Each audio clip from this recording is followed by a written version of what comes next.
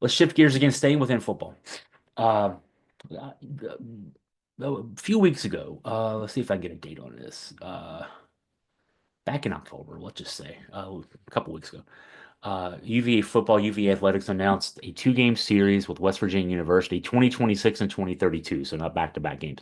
And they're both being played in Charlotte. And I got a lot of questions from readers about that series. Why are they playing these games in Charlotte? Why not play them on home campuses? Wouldn't it be great to have West Virginia coming to Charlottesville? Wouldn't it be great to go to what, Morgantown? Um, and I mean, when I was just doing my in-head analysis, all right, well, if they're playing these games in Charlotte, it's because they're getting paid, you know. And somebody did the math, and they're going to get paid more than they would make if they were playing a home game, especially playing your home game and then what you get paid for the road game.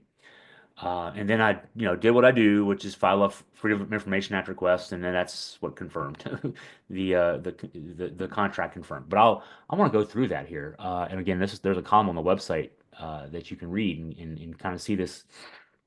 So the game sponsor is technically known as Charlotte Sports Events LLC. They do business as Charlotte Sports Foundation, nonprofit foundation. Charlotte Sports Foundation puts on the Duke's Mayo Bowl. They put on, early season basketball games, men's and women's. I think this year I think it's South Carolina and NC State has a game in the Spectrum Center. I mean, that should be fun. Um, UVA basketball played, the men's team played in one of these early season games in Charlotte last year in the Spectrum Center. If you remember, it was a game with Florida where Corey Alexander interjected himself from the TV table. Uh, so you get paid to play these games. And when I looked at the contract, the floor, the guarantee is $2 million per school per game. That's the floor because it rises. There's a 45% of revenues schematic factored in there. And I'll go into how much the potential is there in a second. But just even looking at the floor, the 2 million, this is if, 30,000 people show up for some reason instead of 60 or 60, 60 plus thousand. Um, the floor being two. The average ticket gate for UVA football, now the most recent numbers I have are for 2022, still waiting for the 2023 numbers to come out so we can factor these back in. But I looked at the 2021 and 2022 seasons. UVA averaged from ticket sales alone $1.34 million per game. Now, that doesn't include concessions and merchandise. And UVA didn't actually report those numbers that I could find anywhere.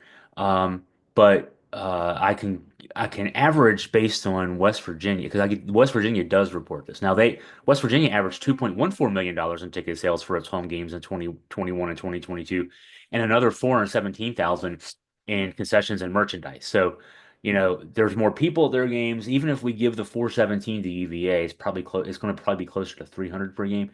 You're looking 1.6, $1.7 million per game for UVA, a value of a UVA home game. And you're looking at 2.55 million as the value of a West Virginia home game. So West Virginia is the one you would be asking the question, why are they playing these games? They make more than $2 million from home games. Um, but the first answer there is the guarantee is just the floor. When I looked further into the contract, the term sheet spells out that if the games are sellouts, the schools bring home closer to $3.3 million, much more than what a value, even of much more than a West Virginia home game even is. And that's also 3.3 million per game for both games. Virginia doesn't have great ticket sales, as we've noted, lots on these podcasts and videos, and certainly on the website. So that would have to factor in if you're West Virginia. Hey, we can get $6.6 million for these two games, and we wouldn't get anything close to that playing at home and then having to play at Virginia and getting a share of their paltry dollars. Um, so yeah, the poor attendance at the UVA home games is a drag, but this isn't Virginia going somewhere else and getting paid. This is Virginia going to a neutral site, and we might actually have more fans in a stadium in Charlotte than we would in Charlottesville anyway. I hate to say it that way, but we probably would.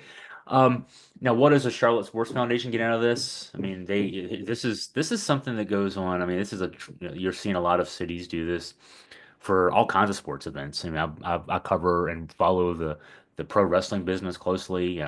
TKO, the new owner of the WWE, is putting out. packages to cities, taking bids from cities to be able to host WrestleMania weekend or SummerSlam weekend. And they're getting lots of money for these things. So because what the cities get, is they get the people coming in, renting hotel rooms, they get people eating in restaurants, I mean, things like that. Charlotte projected its economic impact, the impact of the Charlotte Sports Foundation, at just under $80 million last year. 70,500 hotel rooms booked. I'd say that sounds weird to say. 70,500 hotel rooms booked.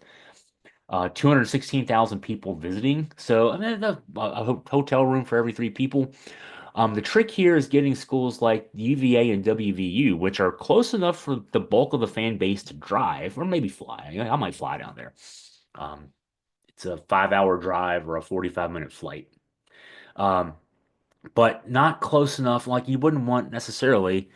I mean, I think one of the games coming up, they do have a Carolina team booked in there, but you don't want UNC in any of these games because their fans are just going to drive to the game and drive back home. They're not going to stay. They're probably not even going to eat a meal out. They'll eat something in the football stadium, but that's about it. But you get UVA and WVU. We're close enough to get down there relatively easily, but we got to stay overnight. And so $79.7 million dollars economic impact from two football games and a couple of preseason basketball games. They have a running event or two in there as well. Um, it's no surprise that I looked at the future schedule. In addition to the 2026 and 2032 games, UVA and West Virginia. West Virginia has another one of these games with Tennessee in 2028. So I was guessing right with the with what the Charlotte Sports Foundation people are going to do. We should play more of these games. To get a good marquee opponent, early season game, chance to start your season off with a bang. Um, just your daily reminder that sports is more of a business than it is sports.